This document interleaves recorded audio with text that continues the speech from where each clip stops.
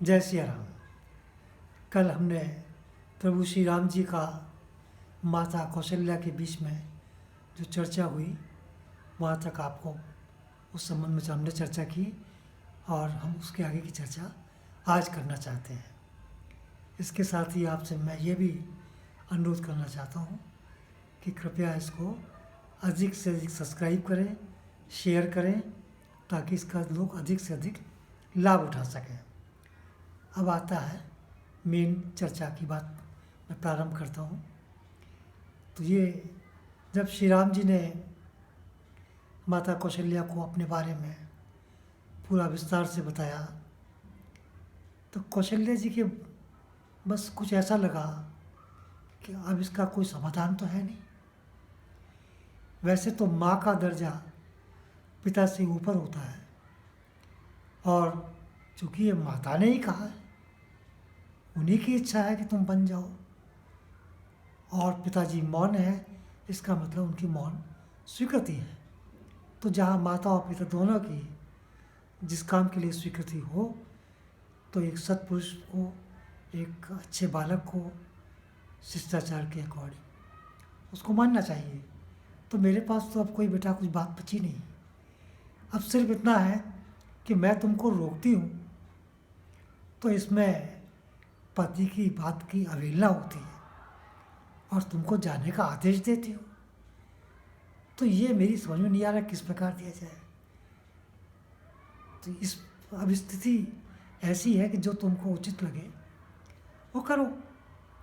वैसे मैं भगवान से प्रार्थना करती हूँ कि तुम बन जाओगे तो वन के देवता ही तुम्हारे पिता होंगे और वन की देवियाँ ही तुम्हारी माता होंगी, और जो वन में रहने वाले प्राणी हैं वो तुम्हारे सहायक हों। ऐसा मैं भगवान से प्रार्थना करती हूँ, ताकि तुमको किसी प्रकार का कोई कष्ट ही ना हो। बस इतना कहना था कि इस चर्चा को सुन करके सीता जी वहाँ उसी बीच में वहाँ आ गई। चर्चा चल रही थी तो सीता जी ने अपने पैर के अंगूठे से धरती को कुरेदना शुरू किया, जिसकी वजह से उनकी पायल के घुंघरू की आवाज़ें आने लगी, और माता जी समझ गई कि ये कुछ कहना चाहती है। तो उन्होंने कहा, कहो, तुम्हें जो कहना है कहो। तो उन्होंने कहा, माँ, मैं आपका बड़ा आदर करती हूँ, और इतना ही आदर मैं अपनी अन्य सासों का करती हूँ, और महाराज जो मेरे ससुर हैं तो उनका भी करती हूँ। लेकिन जहाँ तक पति की बात है, एक स्त्री के लिए उसका पति ही सब कुछ होता है। तो आप विचार कीजिए कि जिसका पति 14 साल के लिए कहीं जा रहा हो, उसका समाज में लोग किस नज़र से देखेंगे। और वो भी दूर की बात है, मैं उनके बिना 14 वर्ष कैसे काटूंगी, और वो वन में जा कर के मेरे बिना कैसे 14 वर्ष काटेंगे, उनके साथ क्या होगा, वो तो इसी दुविधा में रहेंगे। तो मैं ये चाहती हूँ कि मुझे भी आप आज्ञा दें, ताकि मैं इनके साथ चली जाऊँ। कौशल्या जी ने बहुत समझाया, देखो वह जंगली जानवर है, खाने पीने का भी कोई ठीक से हिसाब किताब नहीं है, न रहने का है। वहाँ जंगल है, पत्तों पर सोना होगा और कंद मूल फल खाने होंगे, और तुम एक नाजुक सी लड़की हो, महलों की रहने वाली हो, तुमने कभी ऐसा, तुम्हारा इस तरह कभी तुमने सोच भी नहीं सकती। तो मैं तो ये चाहती हूँ कि तुम यहाँ रहो, और जब तक तुम्हारा जी करे तुम यहाँ रहो। जब अपने पिता की याद आए तो तुम अपने मायके भी जा सकती हो, और फिर यहाँ पर भरत है, वो राजा होंगे, शत्रुघ्न है, लक्ष्मण है, ये सब तुम्हारे देवर ही तो हैं। तो तुमको किसी प्रकार की चिंता करने की कोई बात नहीं है। और ऐसा ही संदेश मैं राम को देना चाहती हूँ कि तुम जा रहे हो, सीता की तरह से बिल्कुल बेफिक्र हो जाओ। लेकिन सीता जी की आंखों से आंसू आ रहे थे और वो कुछ कह नहीं पा रही थी।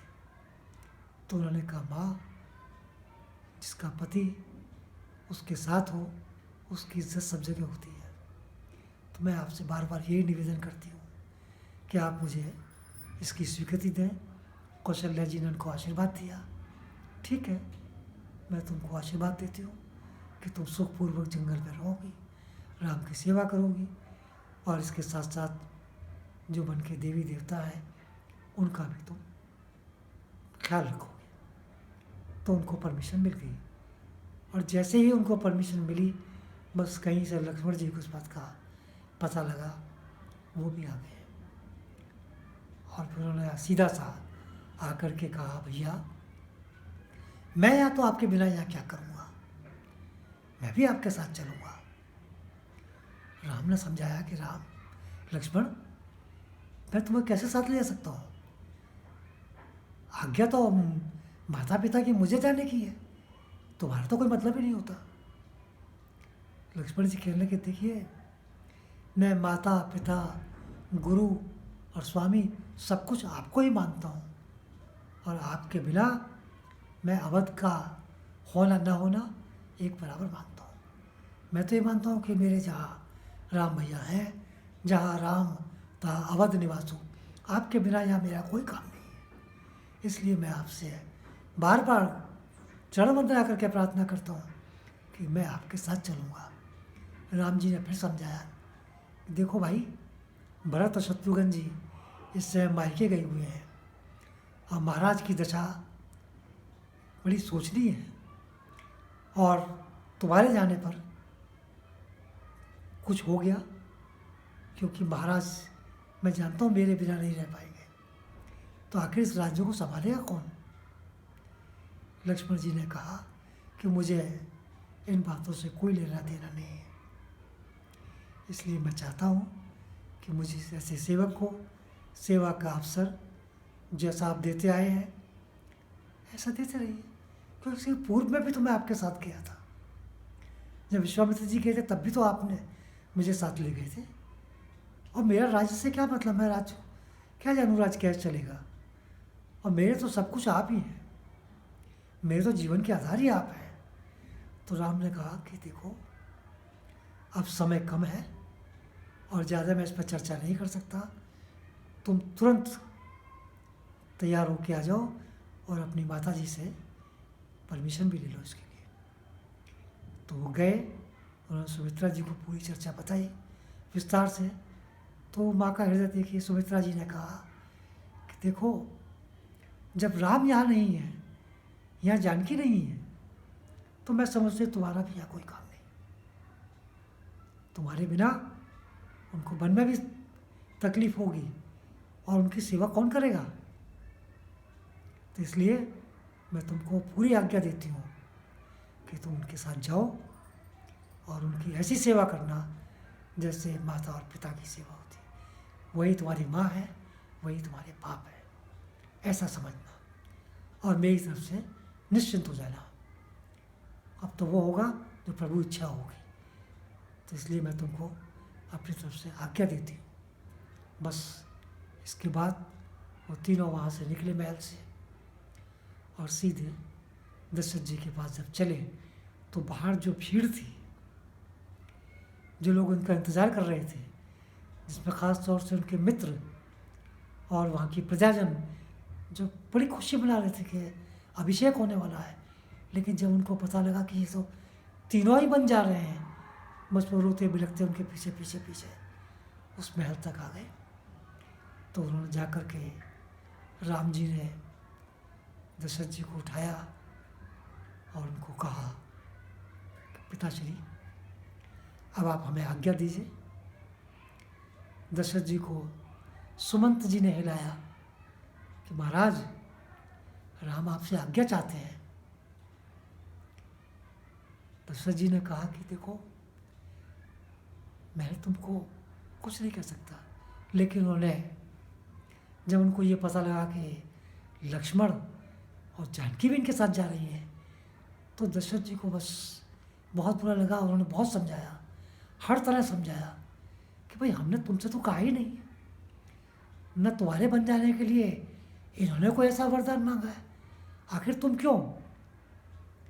तो इस पर लक्ष्मण जी ने भी कहा कि देखो मैं यहाँ इनके बिना नहीं रह सकता।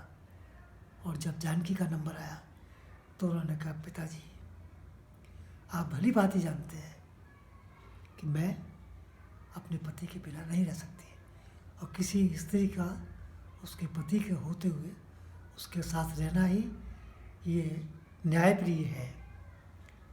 और इसी बीच में लक्ष्मण जी कुछ कह रहे थे, राम जी ने उनको रोका टोका, ठीक है। बस अंत में दशरथ जी मौन हो गए और राम जी उनसे बस मौन मुंह का आज्ञा लेकर के वहाँ से चल पड़े।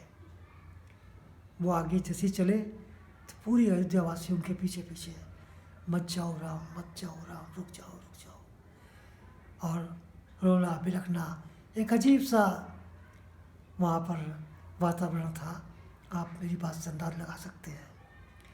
इसी बीच में राम जी ने बस अयोध्या की नगरी थोड़ी सी आगे निकले ही थे और पीछे से भीड़ बढ़ती जा रही थी और वो रोकते जा रहे थे कि देखो आपके जाने से बात नहीं बनेगी, मुझे तो 14 साल के लिए जाना है और तुम लोग मेरे संग कहाँ जाओगे। तो सब यही कहते कि आपके बिना हम अयोध्या में एक पल नहीं रह सकते। महाराज ने जो किया है वो महाराज भुगते हैं, हम यहाँ नहीं रहेंगे। इसी बीच में दशरथ जी की आँख खुली तो उन्होंने जब सुमंत जी से पूछा, क्या राम गए? सुमंत जी ने कहा, महाराज वो चले गए। तो उन्होंने कहा तुरंत जाओ रथ लेकर के और उनको 2-4 दिन वन में घुमा करके वापस ले आना। ख़ास तौर से जब जानकी थोड़ा सा वहाँ को भयभीत हो जंगल के वातावरण से, तो उनको समझाना और पूरी कोशिश करना कि तीनों वापस आ जाए, और अगर वो दोनों भाई ना माने तो कम से कम जानकी को लौटा लाना। बस इतना कहना था कि उन्होंने तीव्र गति से रथ को दौड़ाया और तीनों को प्रार्थना करके रथ पे बैठा लिया। और रथ काफ़ी तेज़ चल रहा था, लेकिन भीड़ उतनी गति से आगे बढ़ती जा रही थी। लोग जिस हाल में था वो उसी हाल में चल दिया। इसके बाद जो उनका पहला निवास था वो तमसा नदी के तट पर जाकर रुके। तो वहाँ पर रात गुजारी और रात के 2 बजे के आसपास राम जी ने कहा सुमंत जी से, सुमंत इस समय सारी प्रजा सोई हुई है, तुम चुपचाप यहाँ से रथ ले चलो, नहीं तो ये अनर्थ हो जाएगा और मेरा जाना मुश्किल हो जाएगा।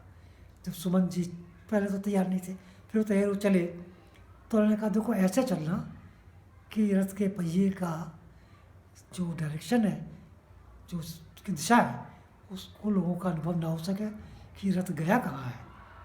तो सुमंत जी तो बढ़िया सारथी थे ही, उन्होंने कभी आगे कभी पीछे कभी दाएं कभी बाएं रथ को घुमा करके वो निकल गए। और जब प्रजाजनों की आँख खुली तो उनके पास रोने के अलावा राम राम राम करके बस वापस आगे क्या करते। और राम जी इस प्रकार आगे चल गए। तो आज की चर्चा मैं यही समाप्त करता हूँ और आप लोगों से पुनः प्रार्थना करता हूँ कि इसको ध्यान से सुनिए, समझने का प्रयत्न कीजिए। राम राज्य की हम कल्पना कर रहे हैं, राम को जानिए, उनके राज्य में क्या हुआ था ये जानिए, और प्रजा का अपने राजा के प्रति मोह क्या था ये जानिए। राजा तो दशरथ भी थे, लेकिन लक्ष्मण जी ने ये भी कहा था राम से कि देखो अगर राजा पागल हो जाए तो उसको बंदी बना लेना उचित होगा। लेकिन राम ने डांटा था कि आखिर हमारे वो पिता हैं, राजा है तो क्या हुआ, हमें तो उनका आदेश का पालन करना है। तो ये बहुत सी शिक्षाएं हैं इसमें कि माँ की, पत्नी की व्यवहार क्या होना चाहिए, और प्रजाजन के जो हृदय में राम जी का चरित्र था, यही रामचरितमानस है। वास्तव में यही रामचरितमानस है। और जिस रामचरितमानस को हम चर्चा कर रहे हैं, ये वो चरित्र है जो भगवान भोलेनाथ के हृदय में उनके चरित्र व्याप्त है, और उसकी चर्चा वो महादेवी पार्वती जी से कर रहे हैं। हम लोग सौभाग्यशाली हैं कि इसको हम सुन रहे हैं। इसी के साथ आपका बहुत बहुत धन्यवाद।